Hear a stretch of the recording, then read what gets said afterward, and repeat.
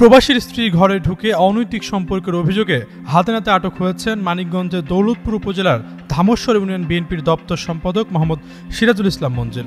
শুক্রবার দিবাগত রাত আনুমানিক ২টার দিকে স্থানীয়রা তাকে গাছের সঙ্গে বেঁধে রেখে সামাজিকভাবে বিচার বসায়। গাছে বেঁধে রাখার ভিডিও সামাজিক যোগাযোগ মাধ্যমে ভাইরাল হয়েছে। স্থানীয়রা জানান, চরদেশ গ্রামের এক সৌদি প্রবাসীর স্ত্রীর ঘরে দীর্ঘদিন ধরে এক ব্যক্তির প্রবেশ নিয়ে এলাকায় দীর্ঘদিনের চাঞ্চল্য ছিল। এরই ধারাবাহিকতায় গত রাতে ওই ব্যক্তি প্রবাসীর স্ত্রীর ঘরে ঢোকার পর এলাকার লোকজন তাকে হাতে নাতে আটক করে এবং গভীর রাত পর্যন্ত গাছের সঙ্গে বেঁধে রাখে। ঘটনার সত্যতা নিশ্চিত করে দৌলতপুর থানার ভারপ্রাপ্ত কর্মকর্তা মামুন মিয়া বলেন, পরকীয়া সম্পর্কে দুজনে বিয়েতে সম্মত হয়েছেন। এ ব্যাপারে থানায় কোনো অভিযোগ আসেনি। অভিযোগ পেলে আইনানুগ ব্যবস্থা নেওয়া হবে।